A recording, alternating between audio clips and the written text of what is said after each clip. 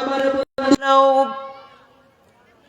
আল্লাহু ওয়ালিয়ুল্লাযীনা আমানু ইউখরিজুহুম মিনাজ-যুলুমাতি ইলান-নূর।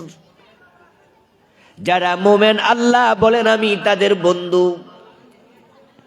আমি তাদেরকে অন্ধকারে রাখি না, যে আমারে বন্ধু বানায় আমি তাকে আলোর পথ দেখাইয়া দেই। আল্লাহ কখনো বিশ্বাসঘাতকতা করেন না। এই জন্য একজন মুমিন দুনিয়াতে যদি কাউকে ভালোবাসে, তার সিরিয়ালে 1 নাম্বার থাকবে আল্লাহ।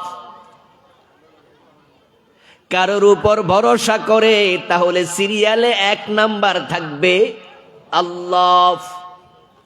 কাউকে বিশ্বাস করলে সিরিয়ালে 1 নাম্বার থাকবেন আল্লাহ। وَمَن يَتَوَكَّلْ عَلَى اللَّهِ فَهُوَ حَسْبُهُ। যে আল্লাহর উপর ভরসা করে, আল্লাহ বলেন আমি নিজে তার জন্য যথেষ্ট হয়ে যাই। এজন্য আমাদের ভরসা হবে, বিশ্বাস হবে, আস্থা হবে, বন্ধুত্ব হবে সবার আগে কার সাথে? والذين آمنوا أشد حبا لله। কোরআনে আল্লাহ বলেন যারা মুমিন তারা আল্লাহকে ভালোবাসে সবার চেয়ে বেশি। সূরা আনকাবুতের শিক্ষা হলো ভরসা হবে আল্লাহর উপর, অন্যের উপর ভরসা করে কোনো লাভ নাই। ফেরাউন তার প্রোটেকশনের জন্য, তার নিরাপত্তার জন্য একদল সৈন্যকে দায়িত্ব দিয়েছে। তারা তার সাথে সব জায়গায় যেত, যেমন আমাদের বাংলাদেশের গভর্নমেন্ট প্রধান, যিনি প্রধানমন্ত্রী, প্রধান উপদেষ্টা, প্রেসিডেন্ট, তারা যখন কোথাও যায় তাদের সাথে স্পেশাল বাহিনী যায়, যেটার নাম SSF, স্পেশাল সিকিউরিটি ফোর্স। এটা মন্ত্রীদের সাথে থাকে না, এটা থাকে রাষ্ট্রের একবারে সর্বোচ্চ লেভেলের লোক, প্রেসিডেন্ট, প্রধানমন্ত্রীর জন্য। তো ফেরাউনের একদল লোক ছিল যারা তাকে প্রোটেকশন দেওয়ার জন্য সে রেখেছিল, যাদের উপর সে আস্থা রাখতো, ভরসা রাখতো। কিন্তু মূসা আলাইহিস সালামকে ধরার জন্য যখন ফেরাউন গেল, সাথে নিয়ে গেল সে তার SSF বাহিনী। আল্লাহ যখন বাহারে আহমারে ফেরাউনকে ডুবাইল, তখন কি তার সৈন্য তাকে বাঁচাইতে পারছে? আল্লাহ তাদেরকে শুদ্ধা ডুবাই দিছে।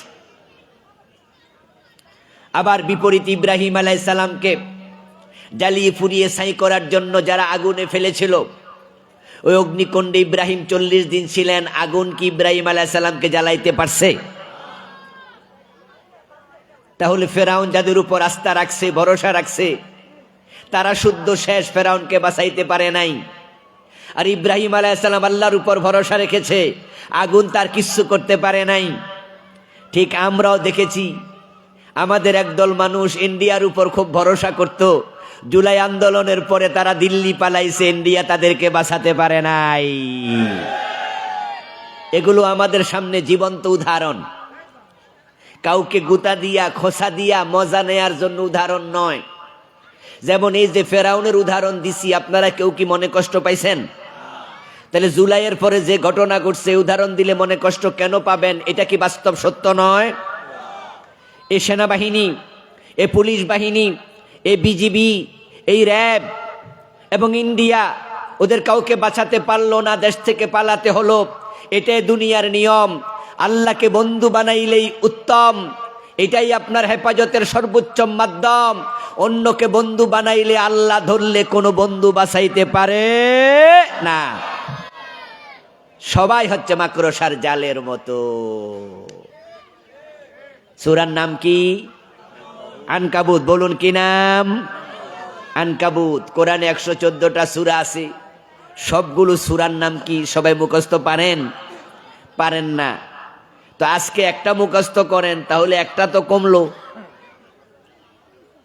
তাহলে আজকে সূরাটার নাম কি? প্লিজ সবাই কথা বলুন, কি নাম? আনকাবুত শব্দের অর্থ কি? মাকড়সা। তাহলে আমরা ভরসা করব কার উপর? বিপদ আপদ মুসিবত কি আমাদের জীবনে আসে না? আল্লাহ তার নবীদের জীবনে কি বিপদ দেন নাই? নবীরা বিপদে হতাশ হয়েছে না ধৈর্য ধরছে?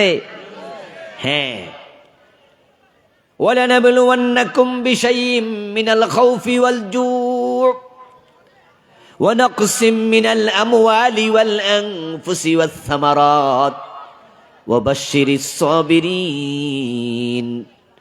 পরীক্ষা জীবনে সবারই আসে, দুনিয়াটা পরীক্ষার জায়গা। আল্লাহ এখানে কাউকে ভালো করে পরীক্ষা দেয়, কাউকে মন্দ করে পরীক্ষা দেয়।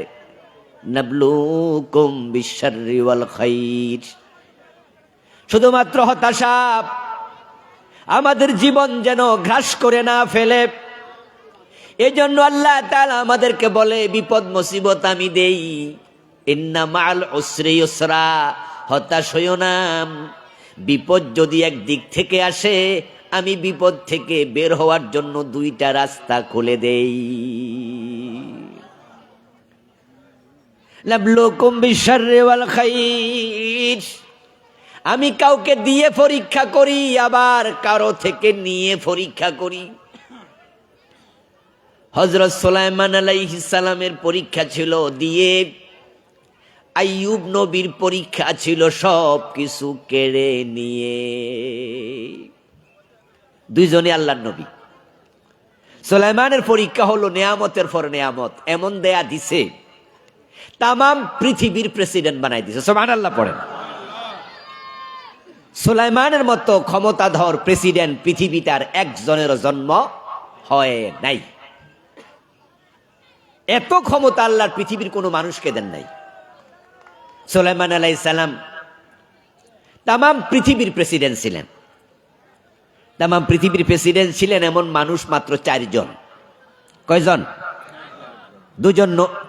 দুজন হচ্ছে মুমিন, দুজন হচ্ছে কাফের। মুমিন দুইজন হচ্ছে সুলাইমান এবং যুলকারনাইন আলাইহিমাস সালাম। কাফের ছিল 2 জন, নমরুদ এবং বখতেনসর।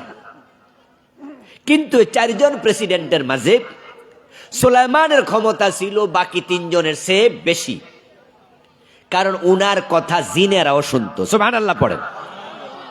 আর বাকি 3 জনের কথা জিনেরা শুনতো না। সুলাইমান আলাইহিস সালাম শুধুমাত্র জিনদের উপরে উনার প্রভাব নয়, বায়ুমণ্ডলের উপরে পর্যন্ত সুলাইমান আলাইহিস সালামের প্রভাব ছিল। কোরআন মাজিদ আল্লাহ তাআলা বলেন, ওয়ালি সুলাইমানার রিহ, আমি বাতাসকে পর্যন্ত সুলাইমানের অনুগত করে দিয়েছি।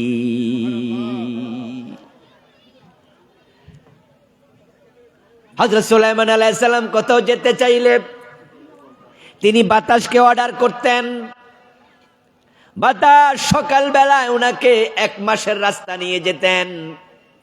1 মাস ঘোড়া চালালে, গাড়ি চালালে যতটুকু যাওয়া যায়, সকাল বেলার বাতাস সুলাইমান নবীকে শুধু সকালে ততটুকু দূরে পৌঁছিয়ে দিত। পিপিলিকা পর্যন্ত সুলাইমান নবীর কথা শুনত। উনি পিপিলিকার কথা বুঝতেন। তামাম মাখলুকের হাজার হাজার প্রাণী উনার আদেশ মেনে চলত। কোরআন মাজিদে সূরাতুন নামল পড়বেন, কত সুন্দর কাহিনী শুনবেন। এবং সুলাইমান আলাইহিস সালামের কথা হুদহুদ পাখি শুনত। উনার মন্ত্রী পরিষদের মাঝে জিন সম্প্রদায়ের লোক ছিল। আল্লাহ তামাম মাখলুকাতের অসংখ্য মাখলুকের উপরে সুলাইমানকে শ্রেষ্ঠত্ব দিছে। এত ক্ষমতা পাইয়া সুলাইমান অহংকারী হলেন না বিনয়ী? সুলাইমান আলাইহিস সালামকে আল্লাহ ক্ষমতা দিয়া, পাওয়ার দিয়া পরীক্ষা করছে। আমরা তো সামান্য ক্ষমতা পাইলে এমন অহংকারী হয়ে যাই, আমাদের পার মাটিতে পড়ে না। যারে মনে চায় ধরি, যারে মনে চায় মারি, বিনা দোষে ফাঁসি দেই, আবার ফাঁসির আসামিকে আমরা খালাস দিয়ে দেই। ঠিক নয় কি? ঠিক নয় কি? হ্যাঁ, আমাদের প্রেসিডেন্টের ক্ষমতা আছে। প্রেসিডেন্টের কাছে নাকি ফাঁসির আসামি জীবন ভিক্ষা চাইলে প্রেসিডেন্ট তাকে ছেড়ে দেওয়ার অধিকার রাখে। সংবিধানে ক্ষমতা প্রেসিডেন্টকে দিয়েছে। এখন ক্ষমতা পাইয়া হাইকোর্ট সুপ্রিম কোর্ট যাকে রায় দিছে সে অপরাধী, তার ফাঁসি হোক, প্রেসিডেন্ট খালাস দিয়ে দেয়, বেকসুর খালাস। আবার বিনা দোষে ধৈরা নিয়া ফাঁসি দিয়ে দিছে গত 15 বছর। এই ঘটনা কি বাংলাদেশে ঘটে নাই? আল্লামা সাইদি 13 বছর জেলখানায়। আসলে কি উনি যুদ্ধাপরাধী? উনি মানুষ খুন করছে? এটা পাগল তো বিশ্বাস করবে না। তো বিনা দোষে 13 বছর, শেষ দিকে স্লো পয়জনিং এ হত্যা। আবার কত ফাঁসির আসামি মুক্তি। এই হলো আপনার পাওয়ার। আপনি অনেক অহংকারী। বলছে বাগে ধরলে ছাড়ে, উনি ধরলে ছাড়ে না। আপনি ক্ষমতা পাইয়া অহংকারী হলেন। আর সুলাইমান নবী তামাম দুনিয়ার উপর ক্ষমতা পেয়েছে, কারোর উপর জুলুম করছে? সামান্য জুলমের প্রমাণ আপনি দিতে পারবেন না। হযরত ওমরের দিকে তাকান। ফারুক আজম ওমর রাদিয়াল্লাহু তাআলা আনহু, তিনি অদ্য পৃথিবীর প্রেসিডেন্ট ছিলেন। আমরা তার জীবনে কি দেখি? রাতের বেলায় গরিব প্রজার বাড়িতে নিজে পিঠে করে কাঁধে করে আটার বস্তা নিয়ে হাজির হয়ে গেছে। শোনেন নাই যে আটার বস্তা লইয়া গরিব প্রজার বাড়িতে হযরত ওমর নিজে হাজির, অথচ তিনি অর্ধ পৃথিবীর প্রেসিডেন্ট। অর্ধ পৃথিবী করেছো শাসন, ধুলার তখ্তে বসে, খেজুর পাতার প্রাসাদ তোমার বারে বারে গেছে খসে। হযরত ওমরের সামনে লোকেরা এসে প্রশ্ন করত, বিভিন্ন বিষয় জানতে চাইত। হযরত ওমর এত বড় রাজা, অর্ধ দুনিয়ার প্রেসিডেন্ট, সামান্য অহংকার তার মাঝে ছিল না। একদিন তিনি 2 টুকরো এক রকমের কাপড় পরে জুমার নামাজের খুতবা দিচ্ছিলেন। ওই অবস্থায় একজন মুসল্লি দাঁড়ায় বলছে, ওমর, আগে আমার প্রশ্নের জবাব দেন, তারপরে খুতবা শুনব। একই রকমের 2 টুকরো কাপড় আপনার গায়ে কেন? রাষ্ট্রের পক্ষ থেকে এই কাপড় আমাদেরকে তো হাদিয়া দিয়েছেন, আমরা সবাই পেয়েছি। এই কাপড়টা 1 টুকরো, আপনার পরনে 2 টুকরো আসলো কোত্থেকে? আপনিও তো 1 টুকরোর মালিক, আগে জবাব দিন, তারপরে খুতবা। হযরত ওমর রাদিয়াল্লাহু তাআলা আনহু বলেন, আমার ছেলে আব্দুল্লাহ সেও 1 টুকরো পেয়েছিল। আজকে জুমায় আসার সময় ওরটা এবং আমারটা আমি 2টা মিলে পরে এসেছি। আমি রাষ্ট্রের কোষাগার থেকে আমার জন্য অতিরিক্ত কোনো কাপড় নেই নাই। আমাদের এলাকায় এমপি আছে, মন্ত্রী আছে, আপনি যদি এরকম উল্টা পাল্টা প্রশ্ন করতেন তাহলে আপনারা ধরে ফিরাইতো না, ফাইক ফেয়াদা লাগাই দিত, এর দর আগে বাইরা দৌড়া। অর্ধ দুনিয়ার সম্রাট, তার উপর সামান্য চটেন নাই। আল্লাহ হযরত ওমরকে পরীক্ষা করেছে অর্ধ দুনিয়ার প্রেসিডেন্ট বানায়া, কিন্তু অহংকারী হন নাই। একদিন জুমার খুতবায় ফারুক আজম ওমর রাদিয়াল্লাহু তাআলা আনহু বললেন, ও মেয়ের বাবারা, তোমরা নাকি ইদানিং মোহর বেশি নেও, মোহর বেশি নেও আমি শুনেছি। এতে করে যারা বিয়ে করতে চায় যুবক ছেলেরা অধিক মোহরানার চাপে পড়ে। তাই আমি ওমর চিন্তা করতেছি, মোহরানা আমি নির্ধারণ করে দেব, এর চেয়ে বেশি নিতে পারবা না। হযরত ওমর অতটুকু বললেন, এখনো নির্ধারণই করেন নাই, জাস্ট বললেন, মেয়ের বাবারা মোহর বেশি নিও না। বেশি মোহর চাওয়ার প্রবণতা বাংলাদেশে আছে না? এ ফেনী নোয়াখালী আসেনি? হ্যাঁ, 10 লাখ টাকার নিচে মাইয়ার মোহর চায় না। আর যদি মেয়ে প্রাইমারি স্কুলের টিচার হয় অথবা কোনো সরকারি চাকরি করে তাহলে তো 50 লাখও চাইয়া বই। মেয়ের বাবারা মোহর বেশি চাইলে ছেলেরা কোত্থেকে দেবে? আর মোহর দিতে না পারার কারণে অবিবাহিত থাকবে। আর যেই সমাজে অবিবাহিত সংখ্যা বেড়ে যাবে, ওই সমাজে জেনা ব্যভিচারও বেড়ে যায়। এজন্য ইসলাম কি বিবাহকে কঠিন করেছে না সহজ? ইসলামের মাঝে বিবাহ বড় সহজ জিনিস, কিন্তু আমাদের বাংলাদেশে আমরা মোহর বাড়াইয়া দিছি, যার কারণে অনেক ছেলে ভদ্র মানুষ তারা বিয়ে করতে কষ্ট হয়। নবীজির সাহাবী নবীজির কাছে আসলেন, ইয়া রাসূলুল্লাহ, এই মহিলাটা আমার পছন্দ। নবীজি বললেন, যাও, বিয়ে করতে চাইলে তাকে মোহর দিতে হবে, কিছু নিয়ে আসো। লোকটা বলল, ইয়া রাসূলুল্লাহ, আমি গরিব মানুষ, মোহর দেওয়ার মতো টাকা আমার নাই। রাসূলুল্লাহ তখন বললেন, যাও, বাড়ি যাও, ফালতামিস ওয়ালাউ কানা খাতামান মিন হাদিদ, একটা লোহার আংটি পাও কিনা দেখো, যদি একটা লোহার আংটি পাও, আমি লোহার আংটিটার বিনিময়ে মেয়ের সাথে তোমাকে বিয়ে দেব। ওই যুবক বাড়ি গেলেন, লোহার আংটিও খুঁজে পেলেন না, এত গরিব। নবীজি বললেন, তাহলে কি করি বলো। ওই যুবকের পরনে একটা চাদর ছিল, ওই চাদরটা সে পরেছে লুঙ্গির মতো করে পেঁচাইয়া, গায়ের মাঝে কাপড় নাই, এতটা গরিব।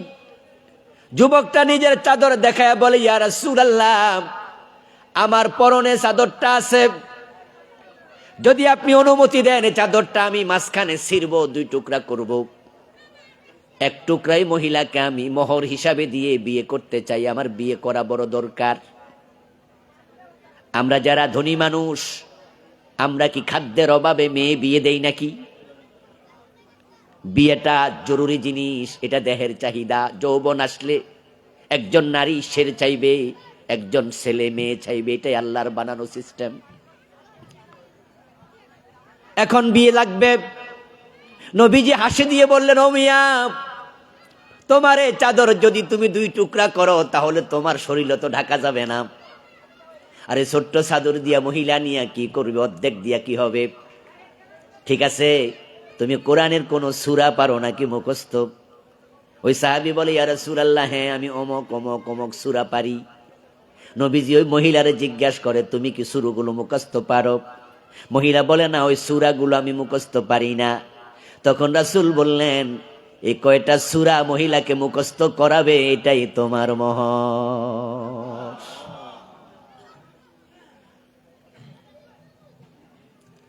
ইসলাম কত সহজ, কত সহজ।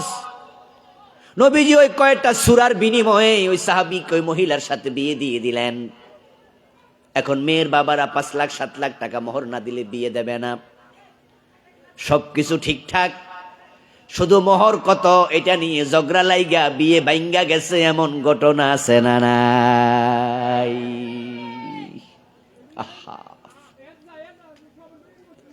এটাকে কেন্দ্র করে বিয়ে হয় না, যার রেজাল্ট আমরা সমাজে দেখি।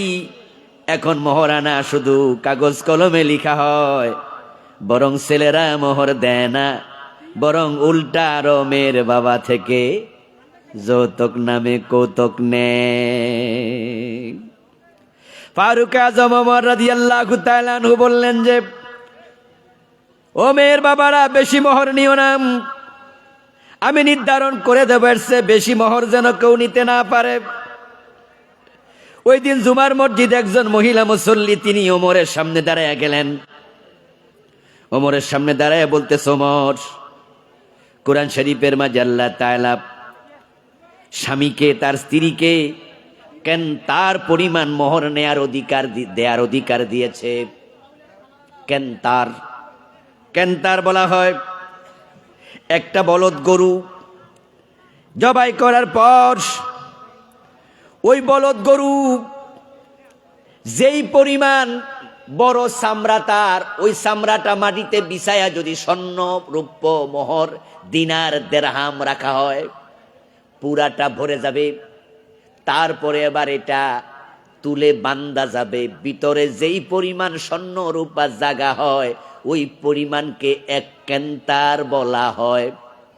আল্লাহ তাআলা সূরা নিসা কোরআন মাজিদে বলছেন, ওয়াইন আরাদতুম ইস্তিবদালা যাওজিম মাকানা যাওজ ওয়া আতাইতুম ইহদাহুন্না কিনতারা, তোমরা যদি স্ত্রীর জায়গায় বউ বদল করতে চাও, আগের বউ তালাক দিয়া নতুন বউ নিতে চাও, নিতে পারো।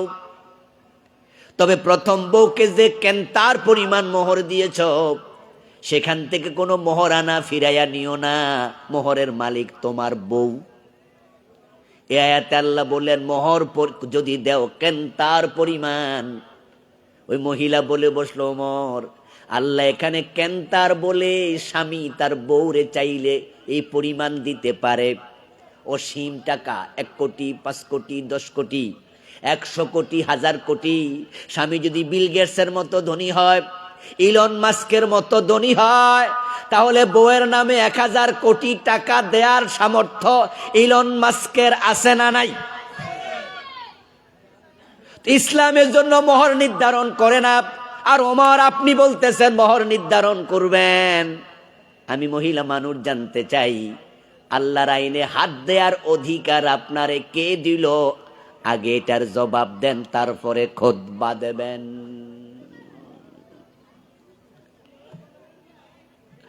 হযরত ওমরের এই আয়াতটা স্মরণ ছিল না।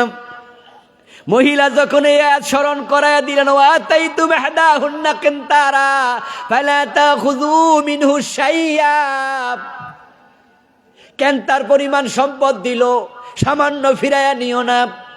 ওমরকে মহিলা যখন ওই আয়াত স্মরণ করায়া দিয়া প্রশ্ন করলেন, সাথে সাথে ওমর কি বললেন শুনুন। আল্লাহ পরীক্ষা করে দিয়া, ওমরের ক্ষমতা আছে, ওমর বলতে পারতো, এই বেড়ি তোর কি কথা, মহিলা মানুষ বসো,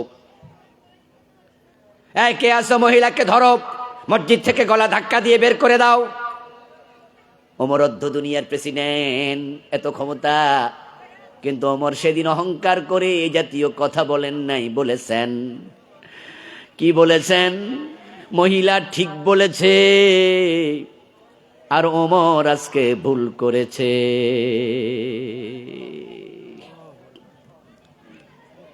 এ মহিলা সঠিক কথা বলেছে। ওই আয়াত আমার মনে ছিল না, আমি ওমর ভুল করেছিলাম। আমি যে ঘোষণা দিলাম, আমার ঘোষণা আমি প্রত্যাহার করে নিলাম। ক্ষমতা অহংকারী বানায় নাই, বিনয়ী বানাইছে। আর বিপরীতে আল্লাহ তাআলা আইয়ুবের দিকে তাকান, নবী আইয়ুবকে এমন অসুস্থতা দিছে, 18 বছরের মতো অসুস্থ। ছেলে মেয়ে আপনজন প্রিয়জন উনার থেকে সরে গিয়েছিল, ব্যবসা বাণিজ্য সব শেষ। হযরত আইয়ুবের স্ত্রী বিবি রাহিমা ছাড়া উনার কাছে আর কেউ ছিলেন না, দীর্ঘ সময় অসুস্থ। এবার বলুন তো, এই বিপদে পড়ে আইয়ুব কি হতাশ হয়েছে না সবর করেছে? ওয়াজাদনাহু সাবিরা, ওয়াজাদনাহু সাবিরা। আল্লাহ আইয়ুব আলাইহিস সালাম প্রসঙ্গে কোরআনে বলেন, আমি আইয়ুবকে ধৈর্যশীল পেয়েছি। হযরত আইয়ুব আলাইহিস সালাম ধৈর্যের পরীক্ষা পাস। হযরত সূরা আনকাবুতের 45 নম্বর আয়াতে বলেন, উতলু মা উহিয়া ইলাইকা মিনাল কিতাব। ও নবী, এই কিতাব আপনার কাছে নাজিল হলো, এই কিতাবে আমি যা নাজিল করলাম আপনি এটা মানুষের কাছে তেলাওয়াত করে শোনায়া দেন। এর মানে দাঁড়ালো, নাজিল যাহা করি তা গোপন করার কোনো অধিকার আপনার নেই। এই কিতাবে যা আসে আপনি তেলাওয়াত করেন, শোনান। নবীজির কাছে কোরআনের যে আয়াত আসতো সাথে সাথে শুনাইয়া দিতেন। কোরআনের একটা শব্দ প্রিয় নবী গোপন রাখেন নাই।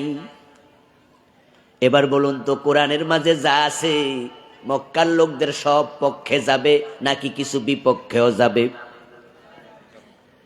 নবীজি যে কোরআনের আয়াত শুনাইতে শুরু করলেন, এখন এই কোরআনের মাঝে হিন্দুদের মূর্তির বিরুদ্ধে কিছু কথা আছে না নাই? যারা মূর্তি পূজক ছিল মক্কায়, তাদের মূর্তির কোন রকমের স্বীকৃতি আল্লাহর কোরআন দেয় না। কারণ মূর্তি পাথরের তৈরি হয়, মূর্তি মাটির তৈরি হয়। এই পাথর কি স্রষ্টা না সৃষ্টি?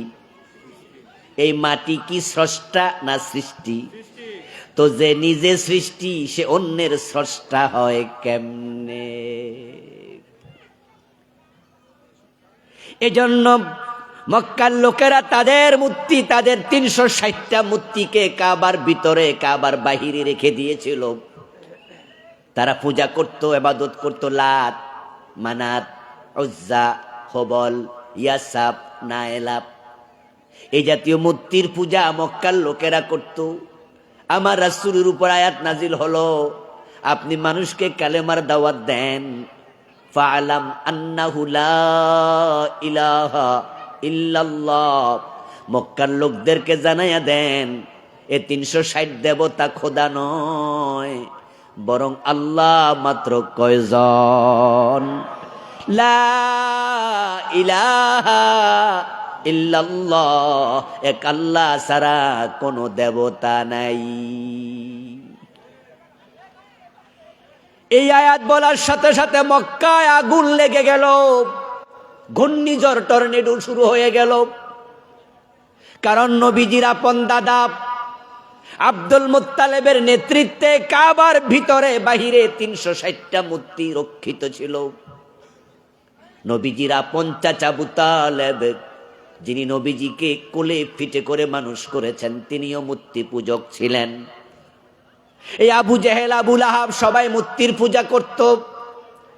এখন রাসূল বলে, না না, ওরা খোদা না, ওরা দেবতা না, তারা উপাস্য না, তাদের ইবাদত চলবে না, ইবাদত শুধু একজনের করতে হবে, তিনি কে?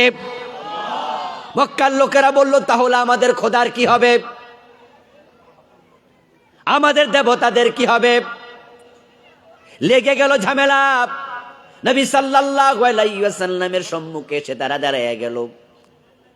নবীজি কাবার পাশে একটা পাহাড় আছে নাম সাফা, তার বিপরীতে একটা পাহাড় আছে তার নাম মারওয়া। আমরা হজের সময় দৌড়াদৌড়ি করি, এখন আর পাহাড় দেখা যায় না, কেটে সমতল করে ফেলা হয়েছে। আমার রাসূল সাফা পাহাড়ে দাঁড়ায়া মক্কার লোকদেরকে ডেকে বলেছিলেন, কুলু লা ইলাহা ইল্লাল্লাহ তুফলিহু, তোমরা কালেমা পড়ো, আল্লাহ ছাড়া কোনো ইলাহ নাই, এটা ঘোষণা করো, করলে তোমরা মুমিন হবে, আর মুমিন হলে জান্নাতি হয়ে যাবে, সফল কাম হবে। এই কথা শোনার সাথে সাথে নবীজির আপন চাচা আবু লাহাব, তিনি জমিনের দিকে একটু নুয়ে একটা পাথর হাতে নিয়া নবীজির মুখ বরাবর ছুঁড়ে মেরে সেদিন বলেছিল, তাব্বান লাকা ইয়া মুহাম্মাদু আলিহাদা জামাতানা, মুহাম্মদ তুমি ধ্বংস হয়ে যাও। তোমার বাবা, তোমার দাদা, তোমার চাচা, তোমার আপন জনেরা এ 360 মূর্তির পূজা করছে, তোমার আপন দাদা আপন চাচা এগুলো করেছে, আমরা করতেছি, আর তুমি কিনা আমাদের মূর্তির বিরুদ্ধে কথা বলো, তুমি ধ্বংস হও। পাথর মারা শুরু। যখন রাসূলকে বলল ধ্বংস হও, আল্লাহ তাআলা সহ্য করেন নাই, সাথে সাথে সূরা লাহাব নাজিল করে আবু লাহাবের কথার প্রতিবাদ করে দিলেন, তাব্বাত ইয়াদা আবি লাহাবি ওয়া তাব্বা, আমার রাসূল ধ্বংস হবে না, আবু লাহাবের 2 হাত এবং সে নিজে ধ্বংস হয়ে যাবে। আবু লাহাব তো মক্কার নেতা, সে নবীজিকে পাথর মারে, হযরত বেলালের গলায় রশি লাগায়া টানে। এই আবু জেহেল, আবু লাহাবের নেতৃত্বে হযরত সুমাইয়াকে হত্যা করা হয়েছে। পরিস্থিতি বড় খারাপ, খাব্বাবের পিঠে আগুনের শেখা দেয়। এখন যদি এই সূরা রাসূল তেলাওয়াত করে শোনায়া দেয়, তাহলে আবু লাহাব খুশি হবে না আরো বেজার, অত্যাচার কমাবে না বাড়াবে। এখন কোরআনের এই আয়াত রাসূল তেলাওয়াত করে শোনাইতে রাসূলকে অর্ডার দিয়েছেন কে? তাই পরিস্থিতি যতই খারাপ হোক, কোরআনের কোন আয়াত গোপন করার সুযোগ নেই। নবীজি যে মাত্র সূরা লাহাব তেলাওয়াত করে শোনালেন, আবু লাহাব তো একবারে জ্বলে পুড়ে উঠল। আবু লাহাবের বউ আরো খারাপ, রাসূলের আপন চাচী, তার নাম ছিল উম্মু জামিল, বড় জালেমা নারী। নবীজি সাল্লাল্লাহু আলাইহি ওয়াসাল্লামকে মারার জন্য একটা কাষ্ঠখণ্ড প্রায়শই কাঁধে তুলে তুলে চলতো, কাঁধে বহন করত। আর বলতো আমি আব্দুল্লাহর বেটা মুহাম্মদকে আমার সামনে আমাদের দেবতাদের বিরুদ্ধে যদি কিছু বলতে শুনি এই কাঠটা দিয়া তার মাথাটা ফাটাইয়া ফেলবো। এখন সূরা লাহাবের মাঝে ওই উম্মে জামিলের কথাও আছে, হাম্মালাতাল হাতাব ওয়া ইমরাআতুহু, আবু লাহাব একা ধ্বংস হবে না, ওয়া ইমরাআতুহু তার বউ, হাম্মালাতাল হাতাব যে মহিলা কাদের মাঝে কাষ্ঠখণ্ড বয়ে বেড়ায়। যখন এবার উম্মে জামিলের বিরুদ্ধে আয়াত রাসূল পড়ে শোনালেন, উনার চাচি আরো খেপে গেল, পরিস্থিতি আরো খারাপ হয়ে গেল। আপনাদের কাছে আমি কেন আলোচনা করছি এটা এবার শুনুন। পরিস্থিতি খারাপ দেখে হক কথা বলে না এমন আলেম ওলামা পীর দোস্ত আমাদের দেশে আছে না নাই? তারা বুইজা শুইনা জব বুইজা কোপ মারে, যে ওয়াজ করলে মাহফিল বন্ধ হয়ে যাবে, যে ওয়াজ করলে ইমামতি চলে যাবে, যে ওয়াজ করলে মুরিদ কমে যাবে, যে ওয়াজ করলে চাকরি চলে যাবে, ওই ওয়াজ মুখে আনে না, শুধু মিঠা মিঠা ওয়াজ করে বেড়ায় এমন বক্তা আছে না নাই? তারা কোরআনকে দুই ভাগে ভাগ করেছে। এই জন্য দেখবেন যে জিকিরের ওয়াজ, নামাজের ওয়াজ, হজের ওয়াজ, যাকাতের ওয়াজ সব বক্তাই করে, দিন কায়েমের ওয়াজ সব বক্তা করে না। জিহাদের ওয়াজ সব আলোচক করে না, কারণ যখনই আপনি দিন কায়েমের কথা বলবেন, জিহাদের কথা বলবেন, শুধু জিহাদের ওয়াজ করে জঙ্গির মামলা খাইছে এমন আছে না নাই? জসিমউদ্দিন রহমানী নাম শুনেছেন? যারা শুনছেন তারা বলেন শুনেছেন? শোনার লোক এখানে অনেক আছেন। প্রায় এক যুগের মতো জেলখানায় ছিল জসিমউদ্দিন রহমানী। ঢাকার একটি মসজিদের খতিব ছিলেন মোহাম্মদপুর এলাকায়। উনি তার খুতবায়, জুমার আলোচনায় জেহাদ নিয়ে বেশি কথা বলতেন, জেহাদের পক্ষে খুব সোচ্চার ছিলেন। এজন্য উনাকে অ্যারেস্ট করে জেলে দেয়া হলো, এবং জেলখানায় থাকা অবস্থায় উনাকে কি মামলা দেবে? জঙ্গিবাদের মামলায় ঢুকাইছে, এবং উনার নামে একটা জঙ্গি সংগঠন বানাইয়া উনাকে সভাপতি বানাইছে, যে সংগঠনের নাম উনি নিজে শুনেনও নাই। উনাকে জঙ্গিদের গুরু বানাইছে। অথচ জসিমউদ্দিন রহমানী জঙ্গিবাদের সাথে তার কোনো সম্পর্কই নাই। শুধু জেহাদের কথা বলাতে জঙ্গির মামলা খাওয়া লাগবে, তাই জেহাদের ওয়াজ করে না। দিন কায়েমের কথা বললে নেতারা বেজার হবে, দিন কায়েমের কথা বলে না। তারা কোরআনের সবটা বলে না, কিছু গোপন করে। কিন্তু আমার রাসূল কোরআনের কিছু গোপন করেন নাই। এ কোরআনে যা আছে তিনি তাই বলেছেন, যার কারণে রাসূলকেও মারা হয়েছে, তায়েফে পাথর মেরে রক্তাক্ত করা হয়েছে, আমার রাসূলকে দাঁত ভেঙে ফেলা হয়েছে, আমার রাসূলকে মক্কায় 3 বছর শিবে আবি তালেবের জেলখানায় রাখছে, আমার রাসূলকে মক্কায় থাকতে দেয় নাই। নবীজি সাল্লাল্লাহু আলাইহি ওয়াসাল্লাম আবু বকরকে সাথে নিয়া মক্কা থেকে মদিনায় হিজরত করা লেগেছে। তিনি যদি কিছু বলতেন, কিছু লুকাইতেন, মিঠা মিঠা ওয়াজ করতেন, তাহলে হিজরত করা লাগতো না, মাইর খাওয়া লাগতো না। কিন্তু আল্লাহর কোরআন কিছু বলবেন, কিছু লুকাবেন, এই অধিকার মুমিনের নাই। আপনাদের কাছে আমার জিজ্ঞাসা, 5 ওয়াক্ত নামাজের কথাই কোরআনে আছে না? আওয়াজ দেন, কোরআনে আছে? রমজানে রোজার কথা আছে? এবার বলুন তো, চোর ধরে হাত কাটার কথা আছে? ডাকাত ধরে শুলে দেওয়ার কথা আছে? জেনা করলে 100 বেত লাগানোর কথা আছে? তো বাংলাদেশে নামাজ আছে? 5 ওয়াক্ত নামাজ আছে? চোর ধরে হাত কাটার বিধান আছে? রোজা আছে? রমাদানে রোজা আছে? এখানে আমরা যারা আছি, আমরা কি রোজা রাখি না? আওয়াজ দিয়ে বলেন না, রমজানে রোজা আছে না নাই? জেনা করলে 100 বেত আছে? তাহলে কোরআনকে আমরা 2 ভাগে ভাগ করছি। আমরা কিছু গ্রহণ করলাম, কিছু লুকাই দিলাম, ছাড় দিলাম। অথচ উতলু মা উহিয়া ইলাইকা মিনাল কিতাব, ও প্রিয় নবী, কোরআনে যা আমি নাজিল করছি আপনি সবটা তেলাওয়াত করুন, সবটা মানুষকে জানান। এখন আমার সামনে আপনারা যারা আছেন, কোরআনের সকল বিধান মানেন না, নামাজেরটা মানেন, রোজারটা মানেন, কিন্তু আল্লাহুল খালকু ওয়াল আমর, সাবধান, সৃষ্টি যার আইন চলবে শুধু তার, এই আয়াত মানতে রাজি না, বরং আল্লাহর আইনের কথা কইলে রাজাকার বলে গালি দেয়, এমন নামাজিও আছে না নাই? তো আল্লাহর আইনের কথা আল্লাহ তো কোরআনে কইছে, তো নামাজের কথাও তো আল্লাহ কইছে। তো নামাজের কথা কইলে রাজাকার মনে হয় না, জঙ্গি মনে হয় না, মৌলবাদী মনে হয় না। আল্লাহর আইনের কথা বললে তোমার কাছে মৌলবাদী মনে হয়। এতে বোঝা যায় তুমি কোরআনের কিছু মানো, কিছু মানো না।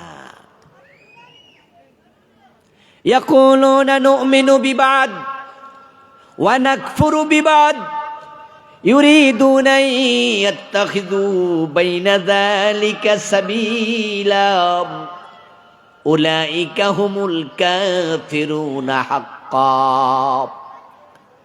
আল্লাহ তাআলা এই মানুষের খবর জানেন। সুবিধাবাদী মানুষ জমিনে থাকবে, যারা নামাজ রোজা মানবে, আল্লাহর আইনের দেষ্ট লোক এটা মানবে না।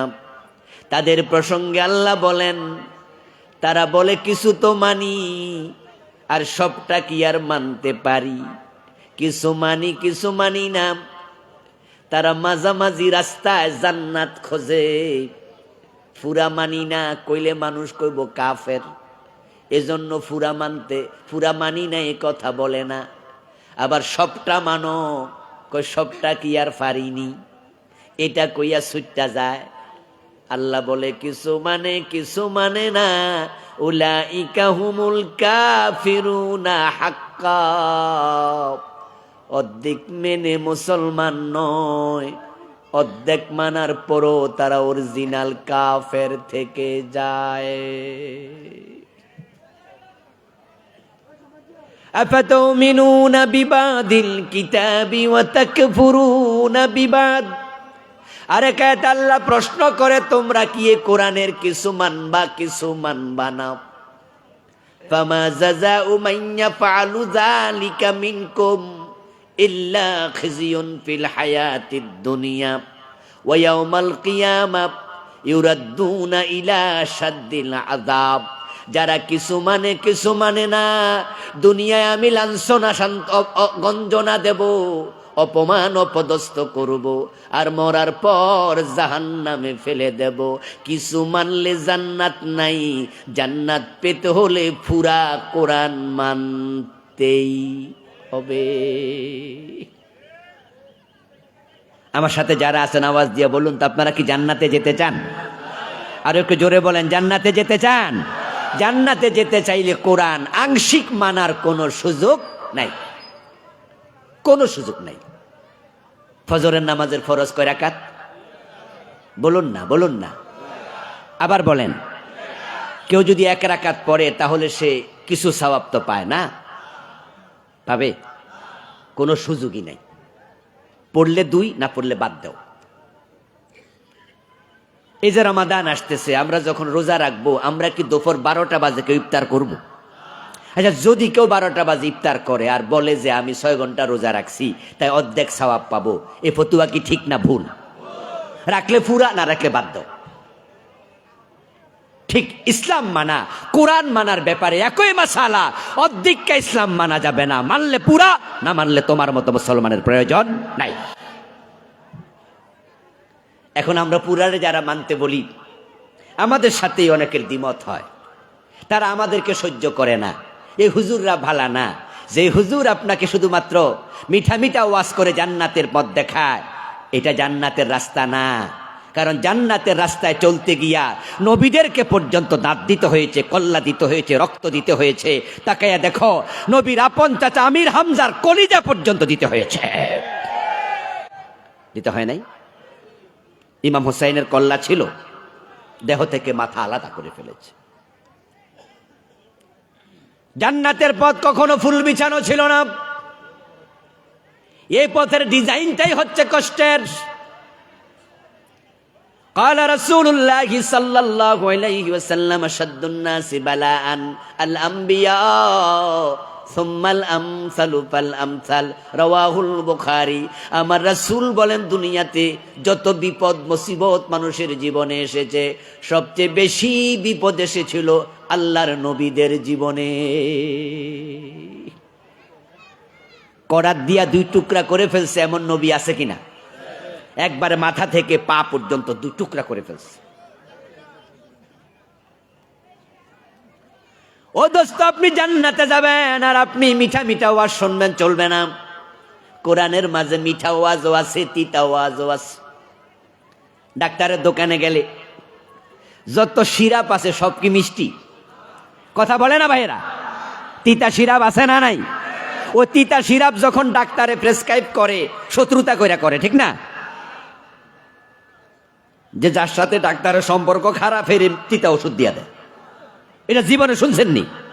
বরং ডাক্তার বোঝে রোগ বুঝা ওষুধ দিতে হবে। যেটা মিঠা ওষুধে সারবে ওইটা মিঠা সিরাপ, যেটা তিতা ওষুধ লাগবে এটা তিতা সিরাপ। এটাই আসল ডাক্তার। শুধু মিঠা ওয়াজ যারা করে তারা আসল মাওলানা না, এগুলো সুবিধাবাদী। তারপরে এবার পরের অংশ আসেন, ওয়াকিমিস সালাত, এবং নামাজ কায়েম করো। ইন্নাস সালাতা তানহা আনিল ফাহশাই ওয়াল মুনকার, নিশ্চয় নামাজ অন্যায় থেকে ফিরাইয়া রাখে। আমরা যদি অন্যায় মুক্ত বাংলাদেশ দেখতে চাই তাহলে সব মুসলমান মিলে একটা আন্দোলন করা দরকার। সেটা হলো আমরা নামাজ দেশে রাষ্ট্রীয়ভাবে কায়েম হোক এমন বাংলাদেশ বানাতে হবে। কারণ নামাজ অন্যায় দূর করে। সমাজে যদি নামাজ কায়েম করতে পারেন 50% অন্যায় নিজে নিজে কমে যাবে। আজকের বাংলাদেশে মাদক সেবনের দায়ে জেলখানায় আছে এমন লোক যদি 1000 হয়, সংখ্যা আমি কম বলছি বুঝার জন্য, মাদক সেবনের দায়ে জেলখানার কয়েদি এমন যদি 1000 হয়, ওই 1000 জেলখানার মাদক সেবী কয়েদির মাঝে 5 ওয়াক্ত নামাজ পড়ে আপনি একজনও পাবেন না, একজনও নয়। 5 ওয়াক্ত নামাজের মাঝে ফজরের নামাজটা নাই। এই শীতের মাঝে যে ফজরের নামাজে ওঠে সে কি মদ খাইতে পারে? আরে দোস্তদের সাথে যাইয়া ও দিনের বেলার কোনো নামাজ পড়া সহজ, কিন্তু শীতের মাঝে কম্বলটা লাথি দিয়া সরাইয়া এ ঠান্ডা পানি দিয়া অজু করে ফজরের নামাজ পড়া সহজ না। যে 5 ওয়াক্ত নামাজি সে কখনো মদখোর হয় না। আমার দেশে জুয়া খেলায় ধরা পড়ছে এমন জুয়ারি যদি 1000 থাকে, 5 ওয়াক্ত নামাজি একজন জুয়ারি পাবেন না।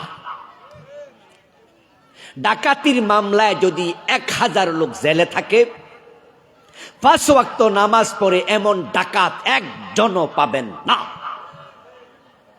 নামাজ এমন এক চমৎকার ইবাদত যে কন্টিনিউ 5 ওয়াক্ত পড়বে, অসংখ্য অন্যায় থেকে নামাজ তাকে হেফাজত করবে।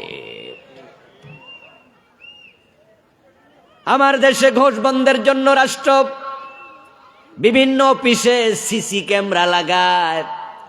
আপনারা যে থাকবেন বিভিন্ন অফিসে গেলে দেখবেন সিসি ক্যামেরা লাগানো। অফিসার ঘুষ খাইলে যেন ধরা পড়া যায় এজন্য ক্যামেরা লাগায়া রাখছে। আমি একটা মাদ্রাসার শিক্ষক, এমপিও ভুক্ত, কামিল মাদ্রাসার মুহাদ্দিস আমি। তো আমাদেরও বিভিন্ন কারণে বেতন টেতনের কাজে সরকারি অফিসে যাওয়া লাগে। তো মাদ্রাসা শিক্ষকদের বেতন যেখানে দেয় এটা হলো হাইকোর্টের পাশে এক শিক্ষা ভবন। আমরা এখন একটু চেঞ্জ হয়ে আরেক জায়গায় নাকি গেছে, তো আমরা তো 25-26 বছর পরেই ফেলতেছি, এখন তো আর যাওয়া লাগে না, এজন্য চেঞ্জ হইয়া কই গেছে আমি জানি না। আগে ছিল কোথায় গেছে? ও মগবাজার, হুজুর আবার জানে। তা আমি বেতন করার জন্য, আমি যখন মুহাদ্দিস হই, বেতন করার জন্য আমি শিক্ষা ভবনে গেলাম। অফিসার আমার জুমা মুসল্লি ছিল, এজন্য কাগজপত্র উনার কাছে দিছি, খোঁজ নেয়ার জন্য গেলাম। যাই দেখি উনার অফিসে শিক্ষা ভবনে 3 পাশে না 4 পাশে 4টা ক্যামেরা। তো আমি, আরে যে অফিসার ছিল উনি মারা গেছেন, আলহাজ সিরাজুল ইসলাম উনার নাম ছিল, উনি সৎ মানুষ ছিলেন, আল্লাহ তাকে তুমি জান্নাত নসিব করো, বলেন আমিন। ভালো মানুষ, দোয়া পাওয়ার হক আছে। তো সিরাজ সাহেবরা আমি প্রশ্ন করলাম, সিরাজ সাহেব, এই ডিজি অফিস, এই শিক্ষা ভবনের মাটি পর্যন্ত গোশ খায়, থানার মতো খুব খারাপ জায়গা, গোশ না দিলে বেতন ছাড়ে না, এত খারাপ ওরা। এখন মনে হয় সিসি ক্যামেরা লাগানোর কারণে তাহলে বোঝা গেল ঘোষের লেনদেন বন্ধ হয়েছে। আমি আস্তে আস্তে করে উনারে কইতাছি, উনি আমার মুস্কি হাসি দিয়া বলে, হুজুর আগের চেয়ে বাড়ছে। তা আমি জিজ্ঞাসা করলাম, কি বলেন, তাহলে ক্যামেরা দিয়েও কুলান যায় না? কয় না, কারণ অফিসাররা এখন অফিসে আর খায় না, এখন চা দোকানে বৈশা খায়। আগে তো অফিসে 3 টেবিল 4 টেবিল আছে, যে যার মতো করে টেবিলের নিচ দিয়া ঘোষ নিত, চুপি চুপি কইতো, আরেকজন নি শুনালায়, কিছু সরম টরমও তো আছে। এই জন্য 10,000 দেন, যে গেছে সে কয় যে স্যার 5,000 দিলাম, দূর মিয়া আর 1,000 দেনছে, তো 6,000-এ সারত, কারণ গোশের টাকা তো আর শুনাইয়া নেওয়া যায় না। কিন্তু এখন ওই ক্যামেরা আসার পরে এখানে 1 টাকাও খায় না, কয় যে লাঞ্চের সময় দোকানে আইসেন, ওখানে কথা ভাঙমু। আর ওখানে যখন ফ্রি থাকে, গোশের টাকা নেয় না পাওনা টাকা নেয়, মানুষ তো আর বোঝে না। ওখানে 10,000-এ 9,000 দিল নয় না, 10,000-ই নেয়। এই ক্যামেরা দিয়া গোশ বন্ধ করা যায় না। বাস্তবতা ঠিক তাই। মানুষকে সৎ বানাতে চাইলে নামাজি বানাও, নামাজি বানাও, নামাজি বানাও। অফিসার নামাজি হলে অর্ধেক ঘুষখোর অফিসার কমে যাবে।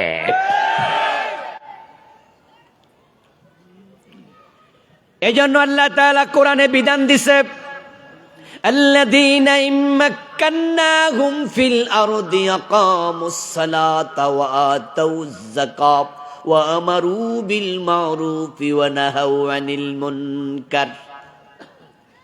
যখন কোন রাষ্ট্রে মুসলমান ক্ষমতা পাবে, আল্লাহ বলে আমার পক্ষ থেকে তাদেরকে 4 দফা কর্মসূচি জানালাম। 1 নাম্বার কাজ, মুসলিম রাষ্ট্র প্রধান নামাজের আইন করবে। আজান হওয়ার সাথে সাথে দোকান বন্ধ করে দাও, আজানের সাথে সাথে অফিস আদালত বন্ধ, সব যুবক যুবতী নামাজি হবে। দোকান খোলা থাকলে লাইসেন্স বাতিল করে দেয়া হবে। কোন যুবক নামাজ পড়ে না প্রমাণিত হলে তাকে ধরে জেল দেয়া হবে। ইমাম আবু হানিফা, শাফি, মালিক, আহমদ ইবনে হাম্বল রাহিমাহুমুল্লাহ 4 ইমাম ইত্তেফাক ফতোয়া, যদি বেনামাজি প্রমাণিত হয় তাকে জেলে দিয়ে দাও। ইমাম শাফি রাহিমাহুল্লাহ বলেছেন, জেলে দেওয়ার আগে তাকে কিছু পিটুনি দাও, বেত্রাঘাত করো, তারপরে জেলখানায় ঢুকাও। ওই জেলখানায় নামাজে অভ্যস্ত যতদিন হবে না, তাকে জেল থেকে মুক্তি দেয়া যাবে না। যখন জেলখানায় 5 ওয়াক্ত নামাজের অভ্যাস হবে, সে ওয়াদা দিবে বাহিরে নামাজ কাজা করবে না, তখন তাকে ছাড়বে। দোকান খোলা, ধরে নাও, পুলিশে ধরে নেবে, দোকানের লাইসেন্স ক্যান্সেল হবে। টিওন অফিসে টিওন ইমাম, ডিসি অফিসে ডিসি হবে ইমাম, থানায় ওসি সাহেব হবে ইমাম, তার অফিসাররা তার পিছনে মুক্তাদি হয়ে নামাজ পড়বে। যখন টিউনু নিজে ইমামতি করবে, ওসি ইমামতি করবে, কনস্টেবল এসআই তার পিছনে নামাজ পড়বে। ওসি কেমনে গোশ খাবে? গোশখোর ওসির পিছনে কনস্টেবল নামাজ পড়ে নামাজ নষ্ট করতে চাইবে না, তাই ঠেলায় পয়রা ওসি গোশ খাওয়া বন্ধ। আর ওসি যখন গোশ খাবে না, পুরা থানা তারের মতো সোজা হয়ে যাবে। ইন্নাস সালাতা তানহা আনিল ফাহশাই ওয়াল মুনকার। এই জন্য ইসলামে ঈমানের পর প্রথম ফরজের নাম নামাজ। ইসলামের খুঁটি কয়টা? 5টা না? কথা বলেন, কয়টা খুঁটি? তার মাঝে ঈমান তো 1 নাম্বার খুঁটি। ঈমানের পরেই হচ্ছে কি? নামাজ। নামাজ এত গুরুত্বপূর্ণ অংশ ইসলামের। দেহের মাঝে মাথা যেমন, দ্বীনের মাঝে নামাজ তেমন। ইসলামের 5টা খুঁটি, নামাজ একমাত্র খুঁটি যেটা আপনার জীবন থেকে কখনো আলাদা হবে না। যেমন দেহ থেকে কল্লা আলাদা হয় না, আর যখন দেহ থেকে মাথা আলাদা হয় দেহ বাঁচে না। ঠিক যার ইমানের পর নামাজ পড়ে না, তার জীবনে নামাজ নাই, আসলে তার ইমানটাই নেই। ইমানের পাহারাদার হচ্ছে নামাজ। যেই বাগানে পাহারাদার নাই, আম বাগান, জাম বাগান, লিচু বাগান, বলুন তো সে বাগানের কি ফল দেয় না? এজন্য নবীজি বলছেন, মান তারাকা সালাতাম মুতাআম্মিদান ফাকাদ কাফার। যে ব্যক্তি নামাজ ইচ্ছা করে ছেড়ে দেয় সে কাফের হয়ে যায়, সে কুফরি করে। ইবনে মাসউদ রাদিয়াল্লাহু তাআলা আনহু বড় সাহাবী, বিখ্যাত সাহাবী, তিনি বলছেন, মান লাম ইউসাল্লি ফালা দীনা লাহু। যে নামাজ পড়ে না সে মুসলিম, এই দ্বীনের পরিচয় দেওয়ার কোনো অধিকার তার আর নাই। বাকি 3টা ফরজের খবর বলি। সালাত, এরপরে হলো সাওম, হজ, যাকাত। এই যে 3টা খুঁটি, যাকাত হলো 3 নাম্বার খুঁটি, কিন্তু গরিবের জন্য যাকাত মাফ। হজ হলো 4 নাম্বার খুঁটি, গরিবের জন্য যাকাত মাফ। সাওম হলো 5 নাম্বার খুঁটি, অসুস্থ রোগীর জন্য রোজা মাফ। আমার বন্ধু দেখবেন লক্ষ্য করে, আমরা যারা অসুস্থ রোগী আসে ফতুয়া দেই, আপনার বাবা বয়স কত, রোজা রাখতে পারে না, কয় 80, 90। আমরা তখন বলি রোজা লাগবেই না, একজন ফকিরকে 2 বেলার খাবার দেন, প্রতি রোজার পরিবর্তে। রোজা নামক খুঁটি তার জীবনে নাই, আল্লাহ জিজ্ঞাসা করবে না আপনি গরিব হজ কেন করেন নাই, এ খুঁটির ব্যাপারে আল্লাহ জিজ্ঞাসা করবে না। আপনি গরিব যাকাত দেন না, কেন দেন না, আল্লাহ জিজ্ঞাসা করবে না। কিন্তু নামাজ গরিবের উপর ফরজ, ধনীর উপর ফরজ, সুস্থের উপর ফরজ, অসুস্থের উপর ফরজ। এমন অসুস্থ দাঁড়াইতে পারে না, ইসলাম বলে বসে বসে পড়ো, কই বসতেও পারি না, ইসলাম বলে শুইয়া শুইয়া পড়ো, কই শুইতে পারি, নড়তে পারি না, ইসলাম বলে ইশারায় হলেও পড়ো। দেহের মাঝে মাথা যেমন, দ্বীনের মাঝে নামাজ তেমন। বুকে সমস্যা, মহিলার ব্রেস্ট ক্যান্সার, ডাক্তার বলে দুধ কেটে ফেলে দাও, রোগী বেঁচে যাবে। হাতের মাঝে সমস্যা, হাত কেটে ফেলে দাও, রোগী বেঁচে যাবে। পা কেটে ফেলে দাও, পায়ে সমস্যা, রোগী বেঁচে যাবে। কিন্তু ব্রেইন ক্যান্সার, ডাক্তার কল্লা কাটতে বলবে না, কারণ কল্লা কাটলে রোগী বাঁচে না। নামাজ ঠিক তাই, যতই সমস্যা নামাজ ছাইরো না, নামাজ ছাড়লে ঈমান বাঁচে না।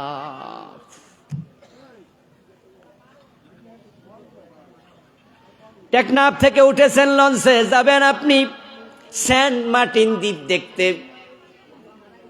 40 মিনিট 45 মিনিট লঞ্চ যখন যাবে, তখন ডানে বামে সামনে পিছে তাকায়া দেখবেন পানি ছাড়া কিচ্ছু নাই। বঙ্গোপসাগরের মনে হয় মাঝখানে আপনি।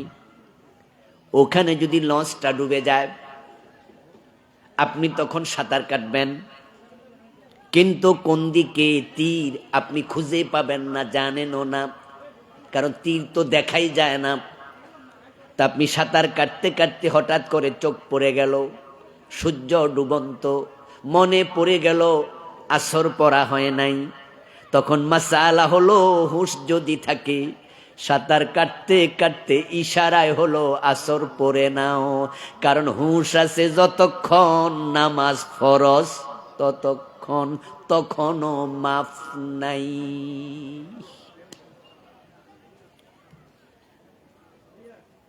মা বোনদের প্রসব বেদনা যখন হয় বাচ্চার জন্মের আগে, প্রসব বেদনার মাসালা কি?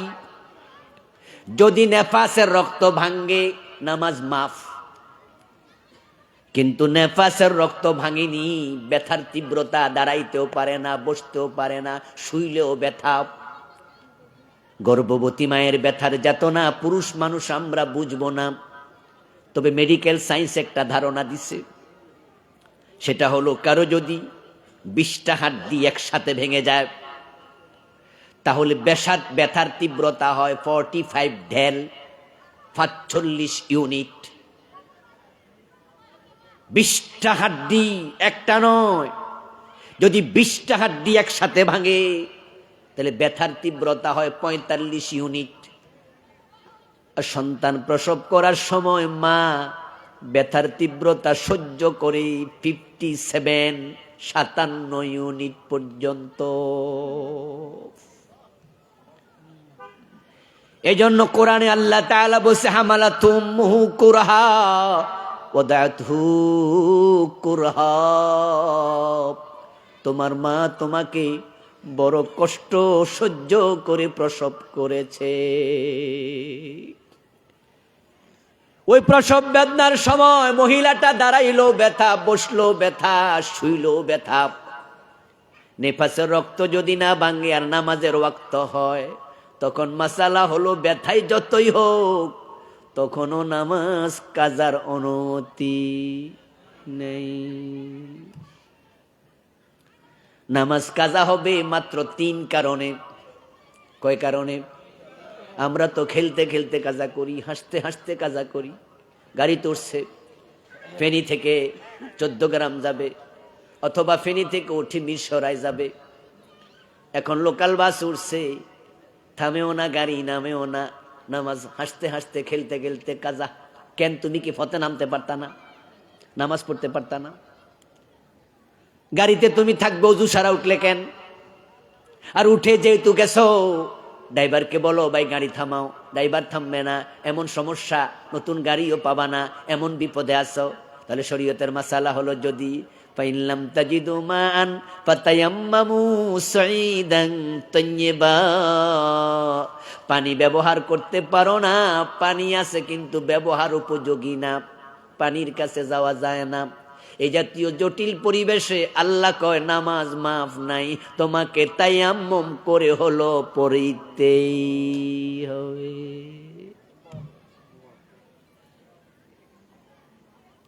কোন অবস্থাতে নামাজ মাফ হয় না? 3 কারণে কাজার অনুমতি আছে। একটা হলো যদি ঘুমিয়ে থাকেন, টেরই পান নাই, ঘুম থেকে উঠে দেখেন সূর্য উঠে গেছে, ইচ্ছা করে নয়, ইচ্ছা ছিল আগেই পড়বেন, কিন্তু বেশি ঘুম টের পান নাই, তাহলে নবীজি বলেন উঠে নামাজটা পড়ো।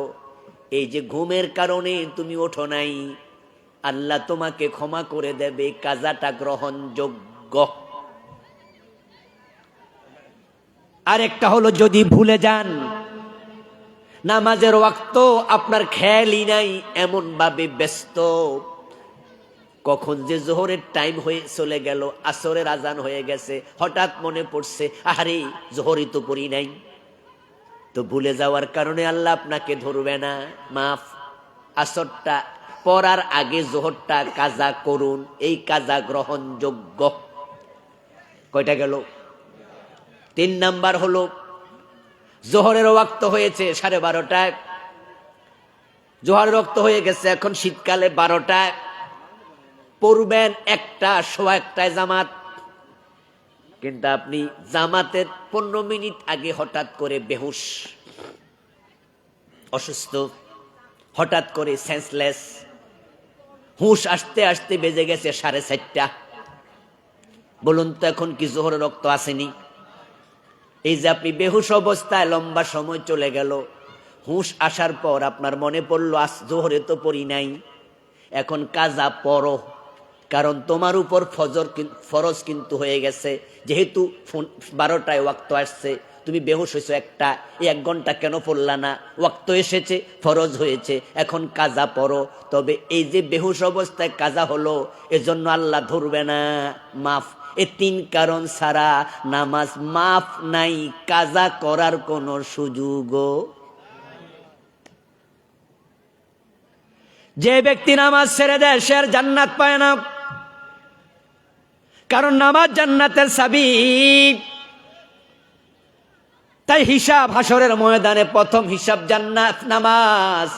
কবরে প্রথম প্রশ্ন নামাজ। আমল নামা হাতে দিল, প্রথম প্রশ্ন নামাজ। আমার সামনে যারা আছেন আপনারা নামাজি মানুষ, কিন্তু আপনাদের সাথে আবার কিছু কথা বলে আলোচনা শেষ করব। আলহামদুলিল্লাহ কেউ উঠছেন না, উঠবেনও না, দোয়া করে উঠবো, বলেন ইনশাআল্লাহ।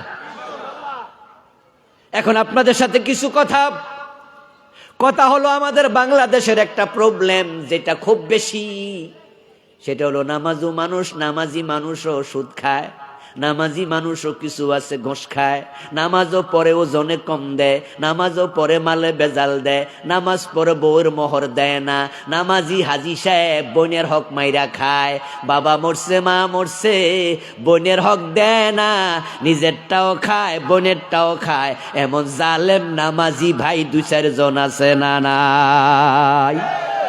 তার নামাজ তাকে অন্যায় থেকে ফিরায় না। এটা একটা সমস্যা, এটা একটা প্রবলেম। নামাজি মানুষের উপর আমরা ভরসা করতে পারি না। 5 ওয়াক্ত নামাজ পড়ে, টাকা হলাদ দিয়ে দেখেন যে বেটা দেখাই করবে না।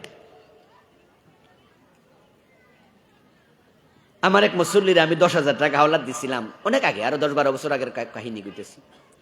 মাত্র 10,000 টাকা হাওলাত নিছে, 1 সপ্তাহের কথা কইয়া। পরে 1-2 মাসে আমার চোখের সামনে পড়ে না, মসজিদেই আসে না।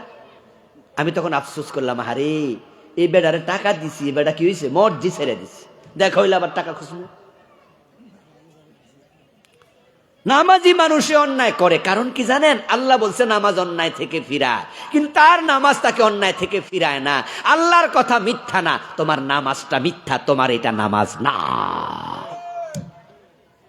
তোমার এটা অভিনয়, নামাজের অভিনয়। আমাদের ফেনী এলাকার মানুষ তো বিদেশে থাকে, নোয়াখালী ফেনী তো বিদেশি বেশি। আপনাদের এলাকায় আছে না বিদেশি? বিদেশ থেকে কিছু ফুতুল আনে মেয়ে বাচ্চাদের খেলতে। এমন কিছু ফুতুল আছে যেগুলো সুইচ টিপ দিলে গান গাইতে পারে। শুধু গান গায় না, নাচে। শুধু নাচে না, কোমর ডুলে আনাছে। আমি এমন ফুতুল দেখছি যে চোখ টিপও দেয়। ওরি বাবা রে বাবা! রোবট দেখছেন? রোবট শুনেছেন? রোবট মারামারি করে, রোবট বিভিন্ন কাজ করে দেয়, দেখতে মনে হয় মানুষের মতো হাঁটতেছে। ওই ফুতুলটা গান গায়, হাত নাড়ে, পা নাড়ে, চোখের ব্রু পর্যন্ত নাড়ে, কিন্তু এটা কি মানুষ? তোমার রুকু, তোমার সেজদা, তোমার কিয়াম, তোমার কুউদ, তোমার কিরাত, তোমার এসব দেখে মনে হয় নামাজ। কিন্তু যার নামাজ অন্যায় থেকে ফিরায় না, বুঝে নিতে হবে এটা আসলে কবুল হওয়ার মতো নামাজ না। এটা আল্লাহ পর্যন্ত যায় না, কোনো না কোনো জায়গায় ফেস লেগে রয়েছে। পেঁচটা লাগছেই। পেঁচ না লাগলে একজন নামাজি কন্টিনিউ অন্যায় করতে পারে না, মাঝে সাঝে অন্যায় হয়ে যেতে পারে। আমরা মানুষ তো, মাঝে সাঝে ভুল হইতে পারে, কিন্তু কন্টিনিউ অন্যায় করবেন, আপনার নামাজ নামাজ না। আল্লাহ মিথ্যা বলে না। আল্লাহ শব্দের ডিজাইন দেখেন, ইন্নাস সালাতা, নিশ্চয়ই নামাজ, তানহা, ফিরিয়ে রাখবে অন্যায় থেকে। আল্লাহ শক্ত করে কয়, নিশ্চয় নামাজ অন্যায় থেকে ফিরাবে, আর আপনার নামাজ আপনাকে ফিরায় না। আল্লাহ মিথ্যা বলে না। প্যাচ লাগাই দিচ্ছেন নামাজের মাঝে। মাঝে মাঝে রোড অ্যাক্সিডেন্ট হইলে 10-20 জন মরে যায় না? কথা বলে না? মারা যায়। যে 10 জন যদি মরে যায়, সেখানে 10 জন লাশ শুয়ে আছে মাটিতে, রাস্তার পাশে সবাই রাখছে 10 জন লাশ। 10 জনের সাথে হাত আছে কয়টা? আরে হিসাব করেন না, কয়টা? আচ্ছা, 10 জন লাশের 20 হাত। ওই লাশের মানিব্যাগ পকেট থেকে নেয়ার জন্য কোন এক দুষ্ট লোক যাইয়া পকেটে হাত দেয়া শুরু করছে। কিছু লোক আছে না, মানুষ অ্যাক্সিডেন্ট করলে বাঁচাইতে যায় না, বরং টাকা চুরি করতে যায়। এমন জালেম আসেনি? আছে। 10টা লাশ। এখন কেউ যাইয়া লাশের পকেটে হাত দেয়া শুরু করছে। ওই 10টা লাশের সাথে হাত আছে কয়টা? বাধা দিবে কয়টা?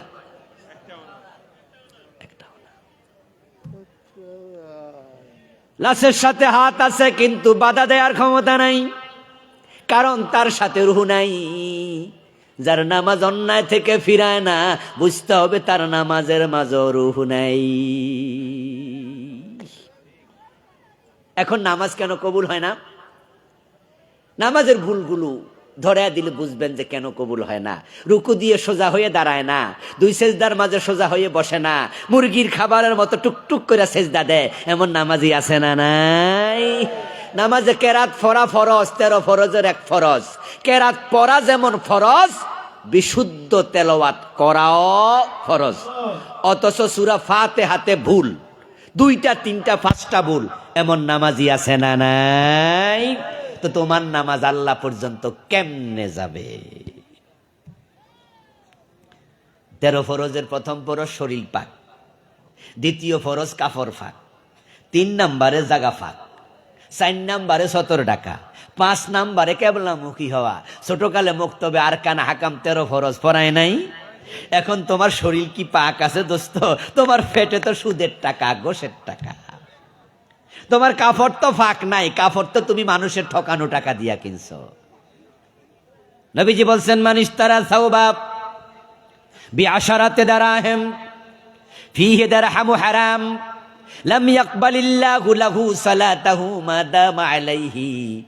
যে ব্যক্তি 10 দিরহাম দিয়ে একটি কাপড় কিনবে, 9 দিরহাম হালাল, 1 দিরহাম হারাম, ওই 1 দিরহামের কারণে যত নামাজি পড়ুক, ওই কাপড় পরে আল্লাহ 1 রাকাত কবুল করবে না। 2 সেজদার মাঝখানে কেন বসলা না দোস্ত? এটা না তাআদিল আরকান, এটা না ওয়াজিব? রুকু থেকে সোজা হয়ে দাঁড়ানো না ওয়াজিব? ওরে বাবা রে বাবা, এমন গতিতে নামাজ পড়ে 1.5 মিনিটে 3 রাকাত শেষ। কেরাত যে কি পড়ে, শুধুমাত্র মুসল্লি না, এমন কিছু ইমাম ভাই রয়েছে, রমজান আসতেছে দেখবেন যে কেমনে কেরাত টান মারে। আবার খতম তারাবি নাকি পড়ে, 18 মিনিটে 20 রাকাত শেষ। কনকট বিমান ফেল, আস্তাগফিরুল্লাহ। এমন কিছু জালেম ইমাম, এটা ইমাম বলার কোনো সুযোগ নাই, আপনাদেরও শেষ করে এ নিজেও গজবে পড়ছে। আল্লাহর সামনে দাঁড়াইছো তুমি, কার সামনে দাঁড়াইছো ভুলে যাও? কার সামনে দাঁড়াচ্ছ তুমি? ইযা কামা আহাদুকুম ফি সালাতিহি ফাইন্নাহু ইউনাজি রাব্বাহু। সহিহ মুসলিমের হাদিস, প্রিয় নবী বলেন, মানুষ যখন নামাজে দাঁড়ায় তখন সে আল্লাহর সাথে কথা বলা শুরু করে। অন্য হাদিসে রাসূল বলেন, যখন মানুষ নামাজে দাঁড়ায় তখন আল্লাহ তার দিকে তাকায়া থাকে। যখন সেদিক সেদিক চোখ ফিরায়, মনোযোগ নষ্ট করে, তখন আল্লাহ তার থেকে চেহারা ঘুরাইয়া নেন। আপনি নামাজে আল্লাহর সামনে দাঁড়াইয়া কেরাতে কি টান মারছেন, 1 নিঃশ্বাসে 7 আয়াত শেষ। কি আলহামদুলিল্লাহ সূরা 1 নিঃশ্বাসে পড়ালে না? ওরে বাবা রে বাবা, কি পড়তেছে মুক্তাদি বুঝে না, শুধু শেষ দিকে জালিমিন টান শুনলে বুঝে রুকুতে যাওয়ার টাইম হইছে। এবং তারাবির নামাজে খেয়াল করবেন, কিছু পোলাপান বারান্দা দুষ্টামি করে, ইমাম সাহেব পড়তেছে আর বারান্দা এসে নিজেরা গল্প করে, মোবাইল টিভি। যখন জালিমিন টান শুনছে তখন বোঝে যে এই আর টিপা টিভি বন্ধ, রুকু যাওয়ার টাইম হয়েছে। মাঝখানে হুজুর কি পড়ছে হুজুরও বোঝে না, শ্রোতাও বোঝে না, অথচ আপনি নামাজে কথা বলছেন কার সাথে? শব্দগুলো দেখেন, ইয়াকা নাবুদু, কা মানে তুমি। আমরা মানুষকে তুমি বলি, আপনি বলি যখন সে সামনে থাকে, দূরে থাকলে বলি সে তিনি, কাছে থাকলে বলি তুমি আপনি। ইয়াকা নাবুদু ওয়া ইয়াকা নাস্তাঈন। আল্লাহ, আমি আপনার গোলামি করি, আপনার কাছে আমি চাই। তুমি তুমি, আপনি আপনি বলে আল্লাহর সাথে ডিরেক্ট কথা হয়, এটার নাম হলো নামাজ, যেটা বান্দাকে আল্লাহর কাছে নিয়ে যায়। দোস্ত, আপনি কি করতেছেন? এগুলা কি শুরু করছেন? কার সাথে? কার সামনে বসে? কার সামনে দাঁড়ায়া? আরশের মালিক তখন কি বলে? আচ্ছা, আমাদের বিভিন্ন প্রয়োজনে কি আমরা আমাদের চেয়ারম্যানের কাছে যাই না? প্রয়োজন একটু বড় হইলে আমরা এমপির কাছে যাই না? আচ্ছা, এমপির কাছে যখন আমরা যাই কোনো দরকারে, ওখানে গেলে তাড়াহুড়া করি? কথা বলে না আমার ভাইয়ের? আচ্ছা, কেউ এমপির সামনে যায় তাড়াহুড়া করছে কোনোদিন? বরং আপনি যে যাইতে পারছেন এইটাই আপনার সৌভাগ্য। যাইয়া দেখেন যে এমপি লাইনে আপনারা জাগাই দেন না, কয় পরে আইয়েন, আরো লোক আছে, তখন আপনি বইয়া থান 1.5 ঘন্টা 2 ঘন্টা, বেডা নিয়ে একটু সময় দেয়। তারপরে যখন বেটা টাইম দিছে, আপনি কত সুন্দর করে সালাম দিয়া আদবের সাথে খাড়াই থান। এমপি আপনারে জিগায়, ভাই আপনার বাড়িটা জানি কই? তখন আপনি বলেন যে স্যার আমার বাড়ি তো অমুক জায়গায়। তো কেন আসছেন? স্যার আমার একটু জরুরত ছিল, প্রয়োজন ছিল, আপনি অনুমতি দিলে আমি একটু কইতাম। এবার উনি বলেন আপনি কত সুন্দর করে গোছায়া গোছায়া বলতেছেন। আচ্ছা, যদি এমপির সামনে যাইয়া আপনি বলতেন, এমপি সাহেব জরুরি কাজে আসছি, আমার হাতে সময় নাই, আমার কিছু কাজ আছে, খাওয়া শুরু করলেন, বেটা কি শুনলো না, আপনি খেয়ালই নাই। এমপি বলবে, পাগলের ভিতরে ঢুকতে দিছ কেন? এ দারোয়ান কই তার গড়ে ধাক্কা দে, এই মিয়া তোমার হাতে সময় না, তোমার আসতে কইছে কেডা? প্রয়োজন কি তোমার না প্রয়োজনটা আমার? প্রয়োজন তোমার হলে সময় ছাড়া আইলা কেন? আর আমার সামনে এসে হইছে করো কেন? তোমার মতো লোকের আবেদন মঞ্জুর হবে না, যাও, আউট হয়ে যাও। এবার একটু আওয়াজ দিয়ে বলুন তো, মসজিদে আল্লাহ জোর করে নেন, আমরা নিজেরা যাই? প্রয়োজনটা কি আল্লাহর না আমাদের? তো সেখানে কিসের তাড়াহুড়া? আরশের মালিকের সামনে তোমার কিসের তাড়াহুড়া? নবীজি নামাজে দাঁড়াতেন, 2 পা ফুলে যেত, সেজদায় যেতেন, মা আয়েশা বলতেন মাঝে মাঝে আমি ভয় পেতাম সেজদায় তিনি ইন্তেকাল করছেন কিনা। নবীজি রুকুতে যেতেন, মা আয়েশা বলে আমি মাঝে মাঝে ভাবতাম উনি সেজদার কথা ভুলে গেলেন কিনা। এরপরে নামাজে কত ভুল ভ্রান্তি। আমাদের দেশে নামাজে অনেক ভেজাল। আমি নামাজ নিয়ে বই লিখেছি অনেক আগে, 5-7 বছর আগে, নাম দিয়েছি হাদিসের বৈচিত্র্যে পূর্ণাঙ্গ নামাজ। আমি 1 ডজনের উপরে ভুল, যেগুলো আপনারা আমরা অনেকেই করছি, তুলে ধরছি। নবীর নামাজের সাথে নামাজ মিলবে না, এই নামাজ আল্লাহ নেয় না। সাল্লু কামা রাআইতুমুনি উসাল্লি, নামাজ পড়ো সেভাবে আমি নবীকে নামাজ পড়তে দেখো যেভাবে। ইমাম ভুল করে, আমরা পিছন দিয়ে লোকমা দেই। নবীজির শিখানো লোকমা বাংলাদেশে হারাইয়া গেছে। নবীজি শিখিয়েছেন লিররিজালি তাসবিহু ওয়ালিন নিসাই তাসফিকু, পুরুষরা লোকমা দেবে ইমামকে সুবহানাল্লাহ বলে, আর মহিলা মুসল্লি থাকলে মুখে কিছু বলবে না, হাতের উপরে হাত আওয়াজ করবে। কিন্তু বলুন তো আপনি, ফেনীর বাস্তব কথা বলেন, যখন ইমাম ভুল করে আমরা কি সুবহানাল্লাহ বলে লোকমা দিই? কি বলে? কি বলে? তো আল্লাহু আকবার তো রাসূল এখানে শিখান নাই, তো কেন ঢুকাইলো আল্লাহু আকবার? নবীজির শিখানো শব্দবাদ পড়ে গেল। নামাজে দাঁড়ালেন, নবীজির সুন্নাহ বাদ দিয়ে নামাজ শুরু। নামাজে দাঁড়ায়া ইন্নী ওয়াজ্জাহতু ওয়াজহিয়া লিল্লাযী ফাতারাস সামাওয়াতি ওয়াল আরদা হানিফা, বাংলাদেশের লোকেরা এটার নাম দিছে মুসল্লার দোয়া। এই দোয়া পড়া তারপরে নামাজ শুরু করে, অথচ আমার রাসূল এই দোয়া পড়ে কখনো নামাজ শুরু করেন নাই। হযরত আলী থেকে বর্ণিত হাদিস শুনুন, সহিহ মুসলিমে আসছে, হাদিস নাম্বার 1689। হযরত আলী বলেন, কানা রাসূলুল্লাহি সাল্লাল্লাহু আলাইহি ওয়াসাল্লাম ইযা কামা ইলাস সালাতি কাব্বারা, রাসূল তাকবীর বলে নামাজ শুরু করতেন। সুম্মা ক্বালা ইন্নী ওয়াজ্জাহতু ওয়াজহিয়া লিল্লাযী, তারপরে এবার এই মুসল্লার দোয়া যেটা আপনারা নাম দিছেন, এটা তাকবীর দেওয়ার পরে পড়েছেন, আর আমরা ধাক্কাইয়া নিয়ে গেছি সামনে। এটা সানা। নবীজি পড়েছেন সুবহানাকাল্লাহুম্মা বিহামদিকা ওয়া তাবারাকা ইসমুক, কখনো কখনো ওই সানা, কখনো কখনো পড়ছেন আল্লাহুম্মা বাঈদ বাইনি ওয়া বাইনা খাতায়ায়া কামা বা'দতা বাইনাল মাশরিকি ওয়াল মাগরিব, আল্লাহুম্মা নাক্কিনি মিনাজ যুনুব কামা ইউনাক্কাস সাওবুল আবিয়াদু মিনাদ দানাস। রাসূল বিভিন্ন সানা পড়তেন, তবে প্রত্যেকটা সানাই ছিল তাকবীর দেওয়ার পর। এখন কোন বেড়া ধাক্কায় আইনি ওয়াজ্জাহতু আগে নিছে আমি খুঁজা পাইনি আজ পর্যন্ত।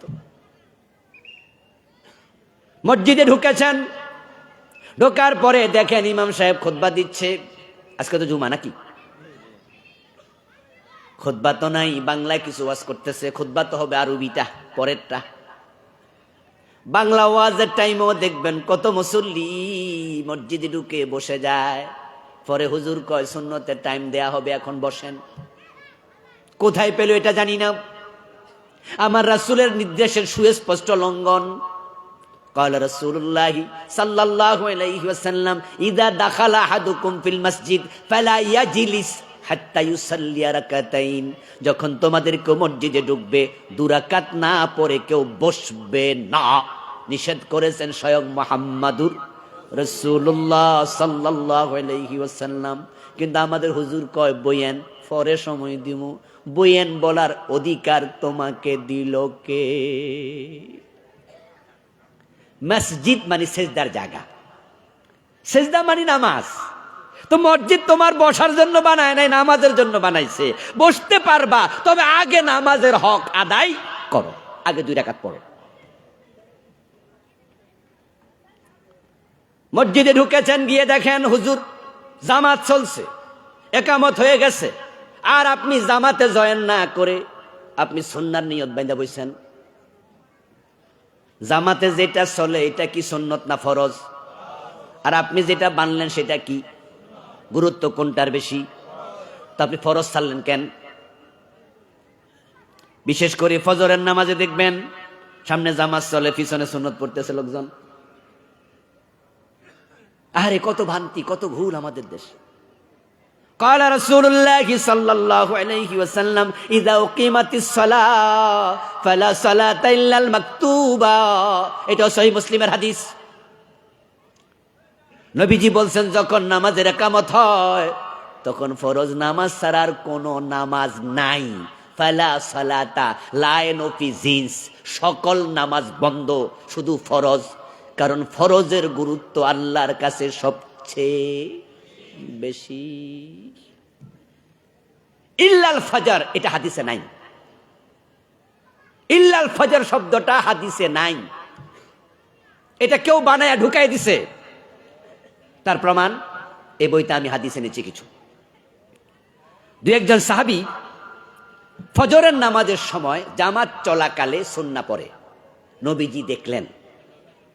দেখে তিনি নামাজের পরে ডাকলেন, ডেকে ধমকাইলেন, এই মিয়া, তুমি যে জামাত চলাকালে সুন্নাত পড়ছো, তোমার কাছে তোমারটার গুরুত্ব বেশি নাকি আমি যে ফরজ পড়ি সেটার গুরুত্ব বেশি? ওই সাহাবীকে রাসূল তিরস্কার করলেন, ধমক দিলেন। তাহলে ওই সাহাবীর আমলটা সাহাবী যে করলেন, উত্তর হলো এই মাসআলাটা ওই সাহাবীর তখন জানা ছিল না। মা বোনদেরকে নামাজ পড়ার সময় দেখবেন মা বোনরা কুকুরের হাতের মতো হাত বিছায়া নামাজ পড়ে, সেজদা দেয়।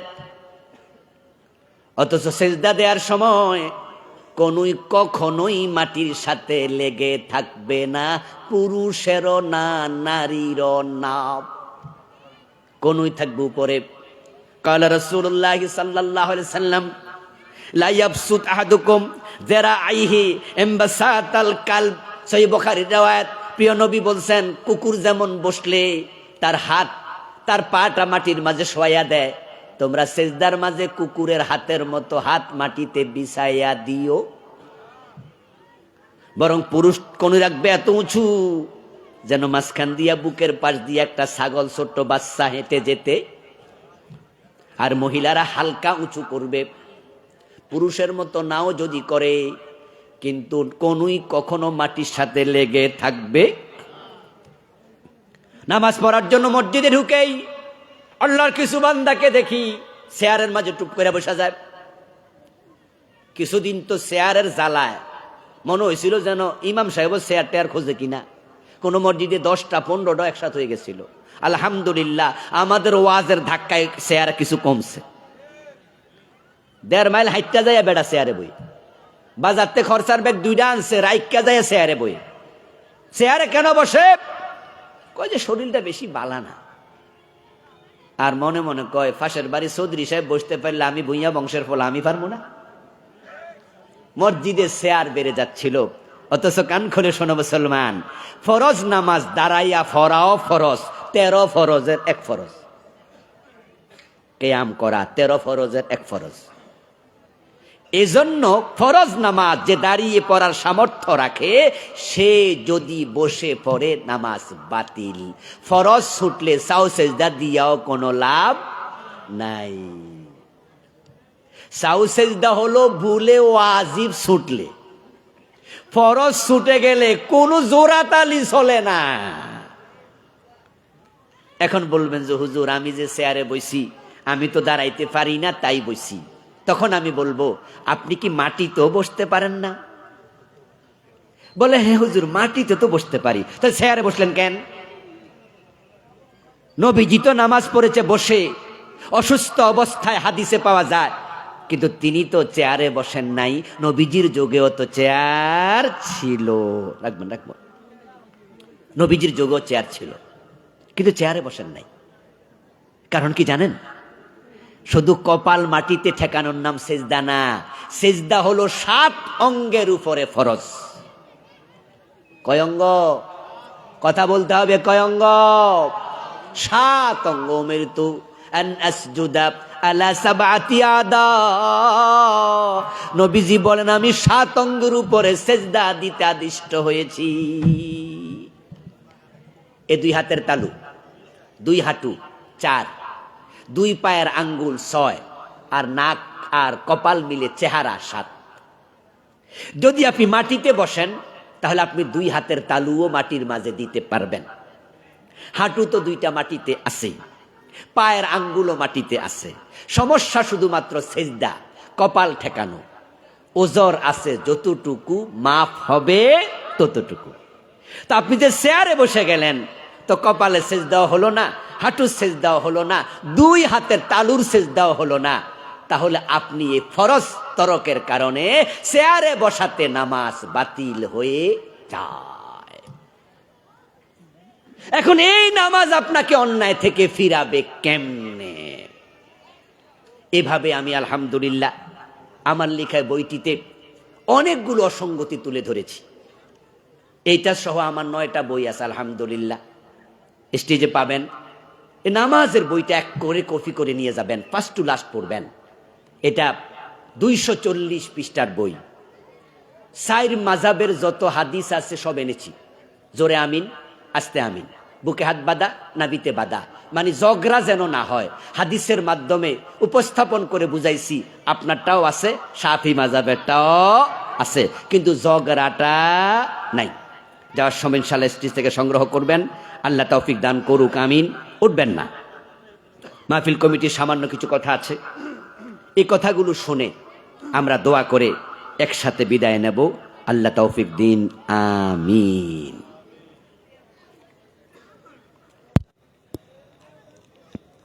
ভাই দেরি করেন না, কইলাম কি করবেন?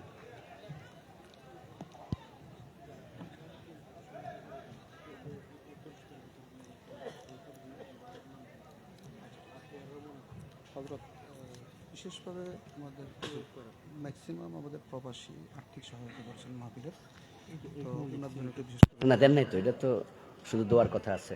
ওইটাই বাস আমি এটা আচ্ছা করবো নি আমি, হ্যাঁ লেখেন, লিখে দেন। আর একটা কি জানি দেখাইছিলেন ওই মোবাইলে, প্রশ্ন দেন দেন, আমরা বলি।